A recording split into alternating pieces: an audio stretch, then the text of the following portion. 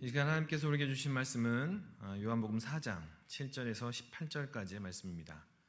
요한복음 4장 7절에서 18절까지의 말씀을 한 절씩 교독하겠습니다.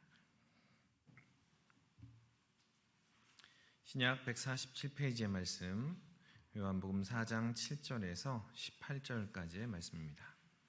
한 절씩 교독하겠습니다. 사마리아 여자 한 사람이 물을 기르러 왔음에 예수께서 물을 좀 달라 하시니 사마리아 여자가 이르되 당신은 유대인으로서 어찌하여 사마리아 여자인 나에게 물을 달라 하나이까 하니 이는 유대인이 사마리아인과 상종하지 아니함이로라.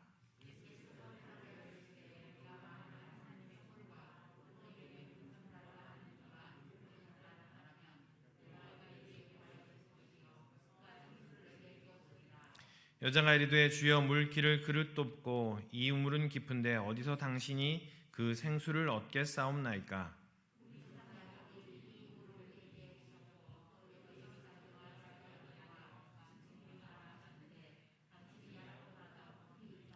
예수께서 대답하여 이르시되 이 물을 마시는 자마다 다시 목마르려니와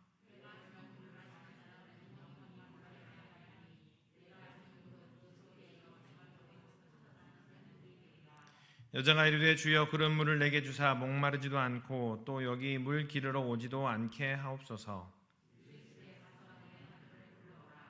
여자가 대답하여 이르되 나는 남편이 없나이다. 예수께서 이르시되 내가 남편이 없다는 말이 옳도다.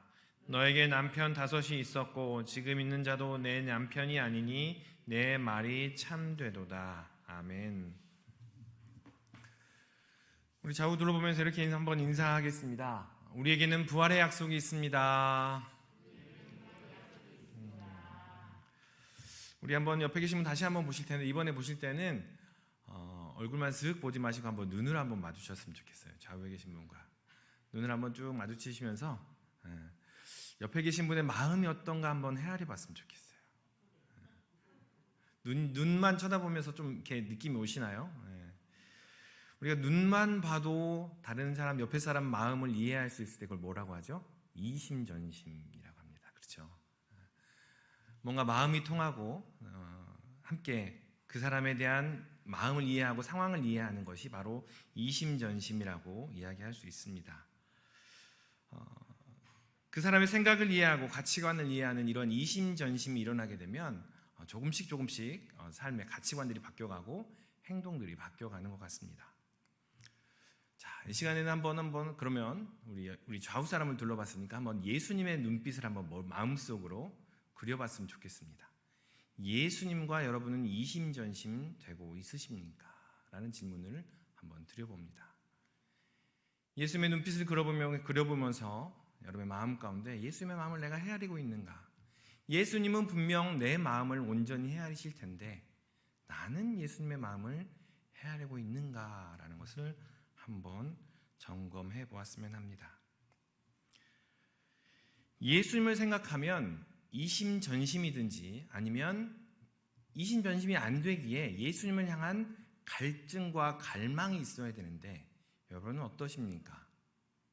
혹 예수님을 생각해도 이심전심도 일어나지도 않고 어떠한 갈망도 일어나지도 않은 채 뭔가 턱턱 막혀있는 듯한 그러한 느낌이 들 때가 있지는 않으십니까?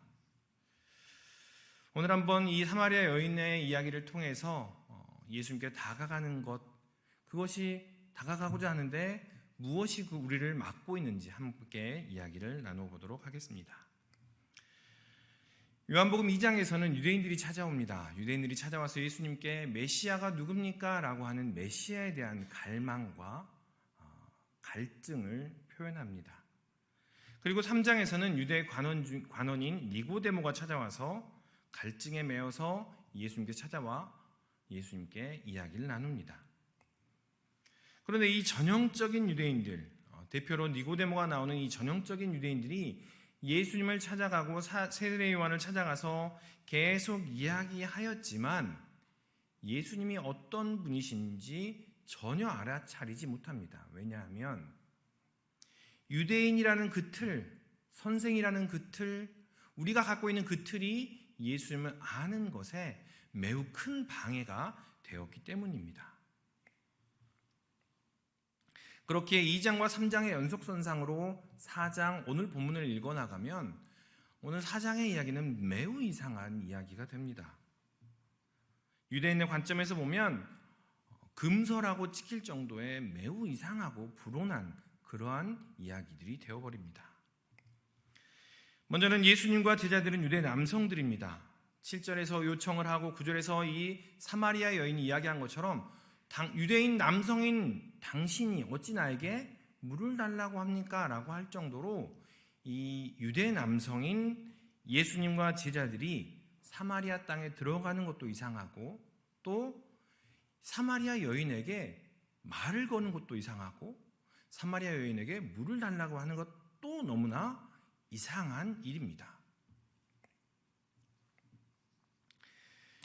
유대인 남성은 어렸을 때부터 자라면서 배워왔습니다. 사마리아 땅에 절대 들어가서는 안 됩니다. 그냥 들어가서 안 됩니다라는 수준이 아니라 들어갔다가는 잘못하면 하나님의 진노로 죽임을 당합니다 라고 이야기를 들으며 자라왔습니다. 그리고 유대 남성은 여성과 말을 섞어서는 안 됩니다. 허락된 이들 외에는 그렇게 해서는 안 되는 것이죠. 그런데 사마리아 여인에게 물을 달라고 요청을 합니다. 이것은 있을 수도 없는 이야기입니다.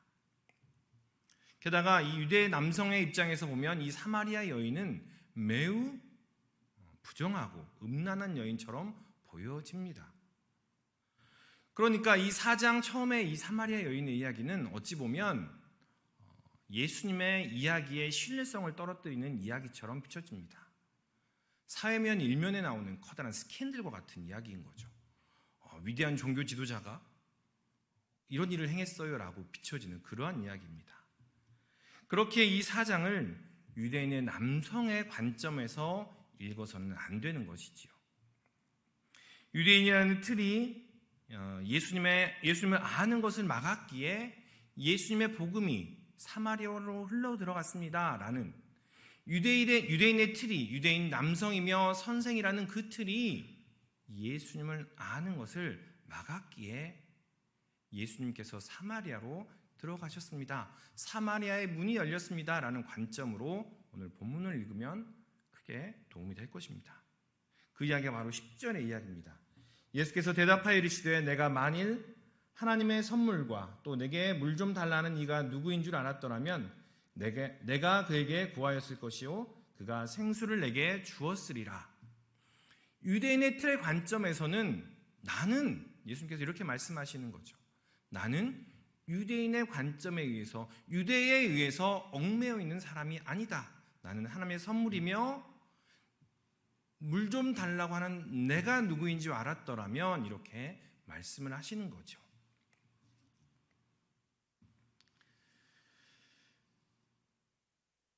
일 2장과 3장에서 그리고 앞에 나온 이야기들에서는 유대 문화, 유대라는 그 틀이 예수님께 나아가는 것을 막았습니다. 여러분이 예수님께 나아가는 것을 막는 것은 무엇이 있습니까? 코로나입니까? 아니면 나의 게으름? 아니면 나의 직분? 나의 연수? 아니면 내가 알고 있는 지식, 경험들이 행여나 하나님께 나아가는 것을 막고 있지는 않으십니까? 요한복음 2장과 3장에서는 계속해서 그 유대 남성 중심의 이미 선택받았고 특권을 가지고 있습니다라는 그 생각을 넘어서라라고 이야기를 하고 있는 겁니다. 계속해서 세례 요한과 니고데모와 또 유대 혼인잔치 이야기를 하면서 너희가 갇혀있던 그 문화를 벗어버리고 이제 새롭게 펼쳐지는 하나님의 나라를 보아라 라고 이야기를 하고 있음에도 그럼에도 불구하고 넘어서지 않자 그 복음이 사마리아까지 전해지는 그러한 내용입니다. 유대인들은 이미 선택받았고 특히 당시의 남성들은 이미 특권을 지니고 있다고 여겨왔습니다. 그러나 하나님께서는 그 선택받음과 그 특권을 사마리아 여인에게, 이 사마리아 여인은 유대인들이 가장 꺼려하는 그 여인입니다. 사마리아도 꺼려하지만 오늘 본문의 내용을 그냥 표면적으로만 보면 음란하고 부도덕하며 부정한 여인입니다. 차마 만나서도 안 되고 말도 섞어서는 안 되는 이 여인에게 그 선택과 특권을 하나님께서 전해주신다라는 이야기입니다. 하나님께서 그 선택과 특권을 사마리아 여인에게 옮겨버리시는 그 사건이 바로 오늘 사마리아 여인에 대한 이야기입니다. 요한복음 전체 이야기가 말씀이 육신이 되었습니다 라는 주제입니다. 말씀이 살덩어리가 되었습니다. 말씀이 정말 낮은 곳에까지 임했습니다. 말씀이 우리의 삶 가운데 임했습니다. 유대인 남성에서 나는 선택받았습니다. 목이 곧고 나에게는 뭔가 가진 것이 있습니다 라고 했던 그 위치에서 사마리아 여인으로 옮겨짐으로 말씀이 육신이 되었다는 그것을 보여주신 사건이라는 것입니다. 또한 예수 그리스도의 복음은 유대 남성이라는 그 틀 안에 얽매여 있을 수 없다라는 것을 보여주시고 계시는 것입니다.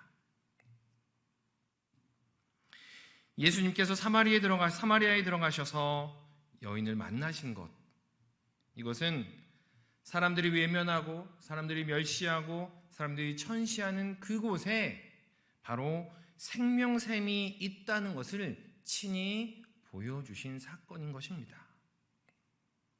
유대인 남성들, 소위 이미 이루고 가졌다 하는 이들, 또한 자신이 무엇을 갈망하고 있는지조차도 모른 채 살아가는 이들, 또한 다른 사람들의 갈망에 대해서 마음을 닫고 귀를 닫고 눈을 감은 채 살아가는 이들을 향해서 그 가운데 예수님께서는 사마리아 여인을 언급하시며 그들에게 수치스러움을, 너희가 자랑하는 그 모든 것들이 오히려 사마리아 여인에게 건네졌다라는 그 수치스러움을 유대 남성들에게 전해주는 이야기이라는 것입니다. 그리고 또한 이 요한복음을 읽는 헬라 문화의 사람들, 이 헬라 문화의 사람들은 유대 문화 안에서 또한 구원받았습니다라고 들어가기 위해서는 세례도 받아야 되고 할례도 받아야 되고 지켜야 하는 많은 규례들이 있었습니다. 그래서 항상 그들의 마음에는 우리는 서자야라는 마음이 있었습니다. 그러나 이 요한복음을 읽는 헬라의 문화의 사람들, 스스로 서자라고 여기며 곁다리라고 아웃사이더라고 여겼던 그들에게 하나님께서는, 예수님께서는 너희의 갈증을 내가 무시하지 않고 있다, 너희의 갈증과 너희의 수고로움을 내가 듣고 있다라는 위로의 말씀이 바로 이 사마리아의 말씀이라는 사실입니다. 너희에게도 구원이 임했다, 사마리아에도 구원이 임한 것처럼 너희 헬라인들에게도 구원이 임했다라고 선포하시는 사건입니다. 이 이야기를 조금 더 풀어보면 이렇게 됩니다. 제가 2005년도에 서울대교 근처의 교회에서 사역을 하면서 신림 사거리로 그 사역차 누구 신방 온 일이 있습니다. 그런데 운전을 하다가 잘못 들어가지고요, 2005년도니까 그 도림천 옆길로 이렇게 빠졌어요. 근데 갑자기 편말 하나가 보이는 겁니다. 청소년 출입 불가. 그러더니 그 성인들이 다니는 그런 그 것들이 있더라고요. 그래서 굉장히 놀라서 얼른 차를 빼고 돌아왔는데, 돌아와서 생각을 해보니까 계속 그 생각이 드는 겁니다. 내가 너무 겁을 냈나? 혹시 그 가운데 뭔가가 있지 않았을까라는 생각이 들었습니다. 그러면서 예수님이라면 그 순간 어떻게 하셨을까라는 질문이 제 가운데 들었습니다. 나는 그 자리가 너무나 겁이 나서 도망갔지만 그곳이 혹시 내 마음 가운데 사마리아는 아니었던가, 하나님께서 나에게 주신 사마리아 땅은 아니었던가라는 질문을 해보게 되었습니다. 몇 주 전에 우리 담임 목사님께서 교회에 오시면서 공원의 노숙자를 보셨다고 하셨던 이야기들이 기억이 났습니다. 제가 거쳤던 그 2005년도에 신림 사거리 이야기와 이 두 가지 이야기가 오버랩되면서 어느 순간부터인가 저도 알지 못한 채 노숙자들, 주위에 힘들어하는 이들을 그냥 스쳐 지나가는 저의 모습을 발견하게 되었습니다. 애써서 그냥 무시해버리고 넘어가 버리는 저의 모습을 보게 되었습니다. 여러분 주위에 사마리아는 어디입니까? 그리고 우리 주위에 있는 사마리아 여인은 어떤 사람입니까? 그리고 또 우리가 사마리아로 들어가지 못하는 이유, 우리가 사마리아로 들어가지 않으려고 하는 이유는 무엇입니까? 많은 책들은 예수님의 차별하지 않음과 공평하심을 이야기합니다. 그런데 우리는 조금 더 나아갔으면 좋겠습니다. 사마리아로 들어가지 않고 사마리아를 차별하지 않는 그러한 이유, 예수님은 그렇게 하셨습니다 라고 말만 하는 것이 아니라 우리가 조금 더 나아가서 그 차별을 없애기 위해서 차별받는 이들에게 다가가야 한다라는 것입니다. 차별받는다는 것, 그것은 내 안에 이러한 갈증이 있습니다라는 것을 말하지 못하는 그러한 상황입니다. 차별받는다는 것, 억눌림 받는다는 것, 내가 이렇게 목이 마릅니다, 내게 이렇게 갈증이 있습니다라는 것을 말하지 못한 채 그냥 눌림받는 상황이라는 것입니다. 더 나아가 차별할 위치에 있는 분들, 또 차별할 수 있는 권한을 가지고 있는 분들이 계신다면 순간순간 점검했으면 좋겠습니다. 나도 알지 못한 채 차별하고 그들의 갈증을 억눌러 버린 채 그렇게 지내고 있는 것은 아닌지 돌아보았으면 좋겠습니다. 우리 마음 가운데 이 차별이라는 것이 예수님께 나아가는 것을 막는 요소가 되어버렸습니다. 예수님께 나아가는 것을 막는 것이 무엇인지 아는 것과 더불어서 우리가 한 번 더 생각해 보아야 할 것은 과연 예수님은 어떤 분이신가라는 것입니다. 예수님은 선생님입니다, 예수님은 그냥 성경의 인물입니다 라고 하는 것과 예수님은 내 삶 가운데 주인입니다, 나의 가치관을 바꾸며 나의 삶 전부를 바꾸시는 분이십니다 라고 고백하는 것은 매우 다른 이야기입니다. 오늘 본문에 보면 이 사마리아 여인은 모두 점심을 먹으러 가는 시간이었습니다.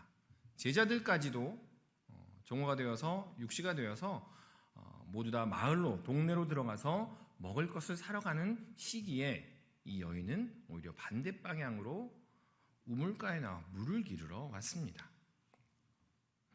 예수님께서는 이 사마리아 여인에게 물을 달라고 하셨습니다. 그러자 이 여인도 물에 대한 이야기를 계속합니다. 요한복음 1장에서부터 보면 계속해서 물에 대한 이야기가 나옵니다. 요한복음 1장에서는 나는 물로 세례를 베풀었습니다, 그러나 내 뒤에 오시는 분은 이렇게 이야기하시며 물에 대한 이야기를 하십니다. 또한 2장에서는 물로 된 포도주를 이야기하며 그 포도주로 말미암아 사람이 살아났습니다 라는 이야기를 하고 있습니다. 그리고 3장에서는 니고데모를 통해서 물과 성령으로 거듭나지 아니하면 이라고 이야기하면서 이제는 단순히 생명뿐만이 아니라 거듭남에 대한 이야기를 합니다. 점점 물에 대한 의미를 강조하시다가 오늘 4장에서 그 물이 누구를 의미하며 무엇을 의미하는지 이야기해 주시고 계십니다. 우리 다 같이 14절을 함께 봉독해 보도록 하겠습니다. 14절입니다. 시작. 내가 주는 물을 마시는 자는 영원히 목마르지 아니하리니 내가 주는 물은 그 속에서 영생하도록 솟아나는 샘물이 되리라. 아멘. 요한복음은 나는 누구이다 라고 얘기하는 예수님의 이야기들이 있습니다. 그 중에 나는 생명의 떡이다, 나는 생명의 양의 문이다, 여러 가지 많은 것들로 이야기하는데 그 모든 것들이 생명에 대한 것들입니다. 오늘 14절의 말씀을 통해서 예수님께서도 거듭 이야기합니다. 내가 주는 물, 나는, 이 물은 생수를 의미합니다. 생명을 의미하는 것이며 이 생명이 바로 예수 그리스도다라는 것을 의미하고 있는 것입니다. 그런데 이 여인에게는 조금 다르게 처음에는 다가왔던 것 같습니다. 유대인의 틀로 인해서 이 복음이 사마리아로 흘러 들어왔으면 어찌 보면 우리는 감사합니다 라고 쉽게 받을 텐데 이 사마리아 여인은 예수님을 향해서 조금은 빈정대듯이 이야기를 합니다. 당신네 고귀한 유대인들이 왜 나에게 물을 달라고 하죠? 이런 반응인 거죠. 당신은 물을 그릇도 없으면서 생수가 있다고 거짓말을 하네요. 나는 다 알아요. 당신 유대인들. 이렇게 이야기를 하는 겁니다. 이 우물이 어떤 우물인지 아세요? 아무것도 아닌 당신, 랍비라고 이야기하고 선생이라고 이야기하는데 당신 그냥 가세요 라고 이야기하는 그 반응이 이 사마리아 여인의 처음의 반응입니다. 그 반응을 덧붙여서 이렇게 또 질문을 합니다. 물기를 그릇도 없으면서 물을 어디서 얻겠다는 거죠? 이렇게 질문을 하는 거죠. 이 질문이 우리가 하는 예수님께 하는 이러한 질문은 아닐까 한번 생각해 봅니다. 우리가 더욱 좋은 차를 타게 해줄 수 있으세요, 예수님? 예수님, 우리가 더 넓은 집에, 우리가 더 풍요롭게 살 수 있게 해주시는가요, 예수님? 예수님, 우리 자녀가 더욱 좋은 학교에, 더 좋은 직장에 다닐 수 있게 해주실 수 있으신가요? 그렇게도 못하시면서 무슨 생명을 이야기하시죠? 허풍쟁이 씨라는 이런 느낌인 거죠. 그리고 두 번째로 이 여인은 예수님께 이렇게 질문을 합니다. 이 우물은 유명한 야곱의 우물입니다. 이 우물로 우리 후손들이 여기까지 왔는데 당신은 그렇게 할 수 있습니까? 당신은 야곱보다 더 큰 사람입니까? 정치적으로, 경제적으로, 또 종교적으로 영향력이 있는 사람입니까? 라고 질문하는 내용인 것입니다. 그러나 우리는 기억해야 됩니다. 이렇게 이 여인이 이렇게 질문을 하고 있음에도 이것이 혹 예수님을 향한 우리의 태도는 아닌가 한번 점검해 보았으면 합니다. 혹 우리 중심 가운데 예수님을 이와 같이 생각하며 인식하고 있는 것은 아닌가라는 것을 점검해 보았으면 좋겠습니다. 예수님, 그냥 저기 멀리서 한 선생님으로 계십시오. 나에게 나의 지식을 채워주며 나의 삶에 다가오지 마세요. 너무 깊이 관여하지 마세요. 부담스럽습니다. 라고 말하는 것이 이 여인과 같은 나의 삶의 태도는 아닌가 돌아봅니다. 예수님, 우리가 믿는 예수님은 우리로 물을 길어 올리게 하시는 분이 아닙니다. 우리가 믿는 예수님은 우리가 물을 잘 길어 올려야 관계를 맺어주시는 그러한 분이 아닙니다. 우리가 물을 많이 길어 올려야 우리를 알아봐 주시는 분이 아니라는 사실입니다. 예수님 당신이 생명의 샘물이기 때문입니다. 10절에서 예수님 당신을 스스로 선물이라고 표현하셨습니다. 예수 그리스도는 하나님께서 우리에게 주시는 선물입니다. 그 선물을 잘 누리고 선물과 함께하는 것이 예수님을 바르게 온전히 인식하고 있는 것이라는 것입니다. 또한 우리가 믿는 예수님은 야곱보다 더 크신 분이십니다. 우리 회사의 어떤 상사보다, 우리 회사의 사장님보다 더 큰 분이 바로 예수님이십니다. 나의 생각과 나의 사상을 만들어준 그 어떤 스승보다도 크신 분이 바로 예수님이십니다.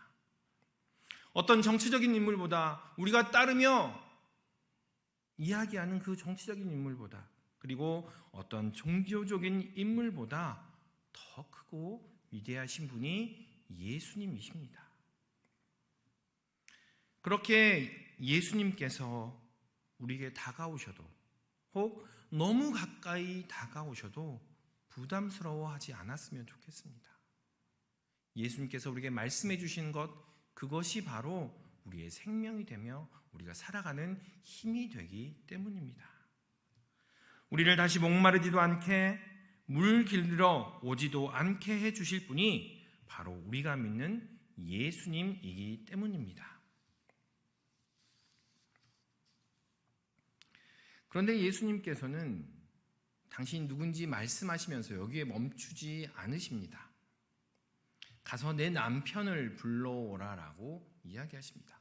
여기서 그냥 딱 끝맺음을 했으면 참 좋았을 텐데 갑자기 한 걸음 더 나아가십니다. 당시 유대 문화에 있어서 여성은 최대 3번까지만 결혼할 수 있습니다. 그런데 이 여인은 5번, 그리고 6번째 남편과 살고 있습니다. 이 여인은 아마도 감추고 싶었을 것입니다. 아마 예수님께 이야기하지 않으면 모르실 거야. 그냥 감춘 채 그냥 생명만 얻어가야지, 그 샘물만 얻어가야지라고 생각했을 수도 있습니다. 그런데 예수님께서는 그 모든 것을 끄집어 내십니다. 생명수를 마시려느냐? 영생하도록 솟아나는 샘물을 품고 싶으냐? 그렇다면, 영생이 너 안에 거한다는 것을 확신하고 싶으냐? 그렇다면 네가 받은 아픔과 서름, 그리고 버림받아 가치 없다 여기는 자신의 모든 세상의 모습들을 내어놓으라 라고 도전하고 계시는 것입니다. 그 아픔까지도 나와 함께 하자. 때로는 너무나 아파서 나를 향하여 손가락질 할지라도 그 아픔까지 나와 함께 하자라고 예수님께서는 도전하고 계시는 것입니다. 더 나아가서 당시의 문헌은 이렇게 이야기를 합니다. 이 사마리아 사람들은 구스라는 지역의 사람들과 혼혈이 된 사람들입니다. 그런데 이 구스라는 지역은 대대로 동쪽에 5신들을 섬기며 살아왔던 사람들입니다. 그래서 이 사람들은 이 사마리아 사람들은 모세오경을 믿으면서 메시아를 기다리면서도 여전히 대대로 구스족이 섬겨왔던 이 5신들을 섬긴 채 살아왔던, 모세오경을 믿으면서도 5신의 우상을 같이 섬겨왔던 사람들이 이 사마리아 사람들이었습니다. 이 5신과 여전히 찾아다닌 채 또 찾아다니는 6번째 신까지 모든 것을 꺼내놓고 더 이상 너를 그렇게 억압하지도 말고 이제 나와 함께 참 자유함을 누리자라고 예수님께서 도전하시고 계시는 것입니다. 예수님께서는 14절에 생명의 샘물이 솟아나는 우물이 되고자 하느냐라고 질문하시면서 우리 안에 감추어준 아무도 모를 거라고 생각하는 그 아픔과 슬픔과 눌림과 그 버림받음, 그 모든 것들을 꺼내놓으라고 우리에게 이야기하십니다. 그리고 여전히 섬기고 있는 5개, 그리고 더 늘어나는 세상의 가치관들, 세상에 잡고 싶은 것들, 세상에 빼앗고 싶은 것들을, 그러한 모든 것들에서도 벗어나 영원히 목마르지 않는 샘물을 마시라고 우리에게 도전하십니다. 그렇게 하기 위해서 우리는 어떻게 해야겠습니까? 이 코로나 시간 동안 여러분은 달라지는 것들이 어떤 것이 있으십니까? 저는 한번 도전하고 싶습니다. 이전에 우리는 충분히 해왔습니다. 큐티도 했고요, 개인 경건의 시간도 충분히 가져왔는데 이상하게도 코로나가 핑계가 되어서 그 모든 것들까지 늘어져 버린 우리의 모습을 돌아봅니다. 주님과 다시 한번 1대1의 시간들, 인격적으로 만나고 주님과 함께 교제하며 주님으로 말미암아 힘을 얻는 그러한 시간들을 정기적으로 가져가는 그러한 시간들이 다시 한번 그러한 시간들을 회복하기를 소망합니다. 그렇게 회복할 때 신앙의 맷집들이 점점 더 커져가고 하나님과 더욱더 가까워지는 그러한 은혜가 있다라는 것입니다. 말씀을 맺겠습니다. 여러분에게는 갈증이 있습니까? 오전에는 타는 목마름으로라는 시를 함께 또한 이야기했는데요. 여러분에게는 갈증이 있습니까?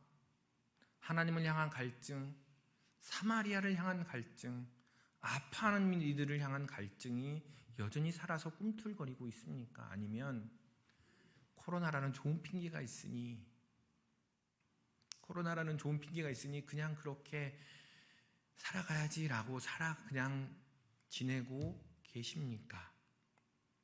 예수님을 향한 갈증, 하나님의 나라를 향한 갈증, 그리고 공평과 정의가 흐르는 이 시대를 향한 갈증, 그리고 하나님께 더 가까이 나아가지 못하게 하는 그 유대인의 틀과 같은 나의 경험과 지식에 그러한 것들에 대한 그것을 넘어서고자 하는 갈증들, 소망하기는 그 모든 갈증을 이 사마리아 여인과 같이, 이 우물가의 여인과 같이 예수 그리스도로 말미암아 주님과 함께 해소하는 우리 신림의 식구들이 되시기를, 믿음의 식구들이 되시기를 주님의 이름으로 축원합니다. 기도하겠습니다. 사랑 안에 충만하신 아버지 하나님, 주님 목마릅니다. 주님을 향하여 더욱더 나아가기를 소망하고 주님을 향하여 더욱더 나아가는 것이 우리 안에 사마리아를 발견하는 것인데, 우리 안에 있는 사마리아 여인을 만나는 것인데, 그냥 주저앉아 안식하며 뒤로 물러가 있지는 아니한지 이 시간 나의 모습, 우리의 모습을 돌아봅니다.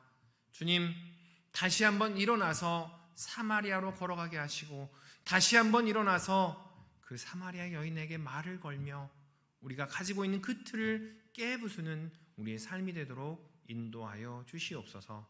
감사드리며 예수님 이름으로 기도하옵나이다. 아멘.